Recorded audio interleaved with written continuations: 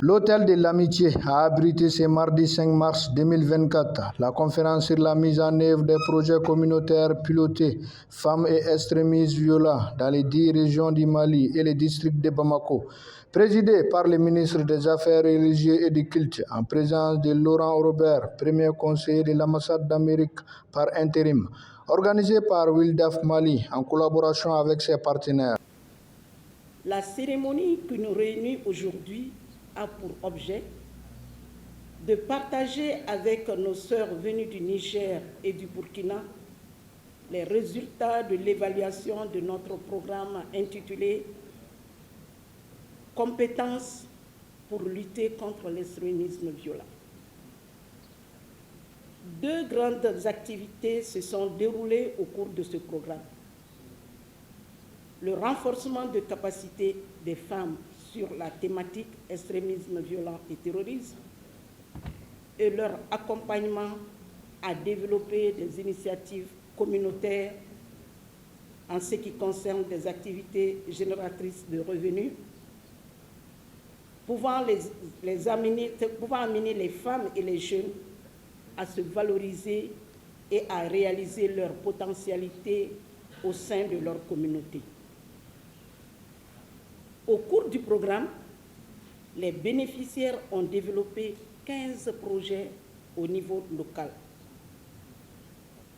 Toutes ces activités réalisées s'inscrivent dans la mise en œuvre de l'agenda Femmes, Paix et Sécurité au Mali, mais aussi s'inscrivent dans la politique nationale de lutte contre l'extrémisme violent et le terrorisme au Mali. Le programme a été mis en œuvre en partenariat avec une ONG américaine, IRCD, basée à Washington avec le soutien financier de l'ambassade des États-Unis au Mali.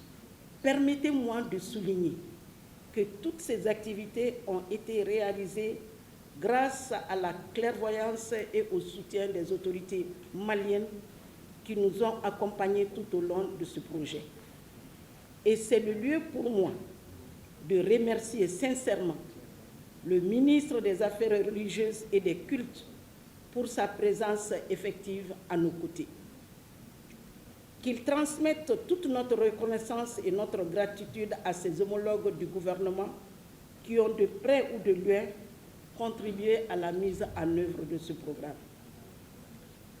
Je ne saurais conclure mes propos sans remercier chaleureusement son Excellence l'ambassadeur des États-Unis au Mali pour sa confiance placée à l'IRC et au Wildaf Mali en nous octroyant le financement de notre programme.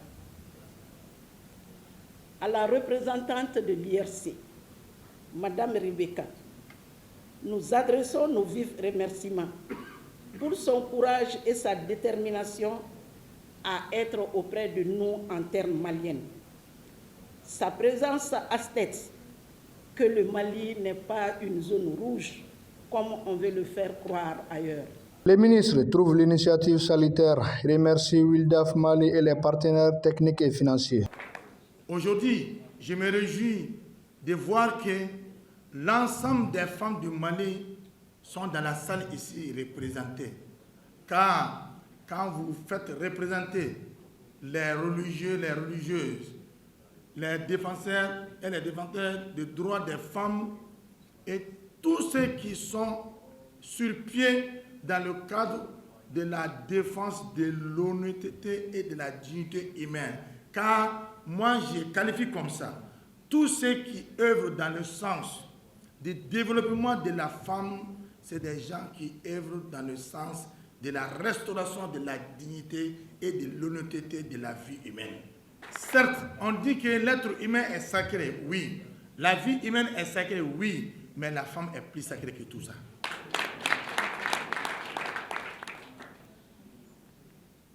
Une femme éduquée est une nation comblée. Madame la directrice, je suis un ministre très comblé de joie. En tant que ministre des Affaires religieuses, du culte et des coutumes, vous avez joué notre rôle et l'État vous sera reconnaissant, madame. Nos partenaires qui sont dans la salle ici, l'État vous sera toujours reconnaissant, car vous avez bien réfléchi de savoir que réellement, ce processus de lutte contre l'extrémisme violent et le terrorisme ne doit jamais aller sans l'accompagnement des femmes. Aujourd'hui, je suis très ravi et je suis très content. Inch'Allah, on sera toujours ensemble dans cette lutte. Inch'Allah, nous serons toujours ensemble dans ce processus, car le président de la transition, le colonel Assimi Goïta, a toujours considéré les femmes dans tout ce qu'il fait, même dans les nominations dans le cadre gouvernemental.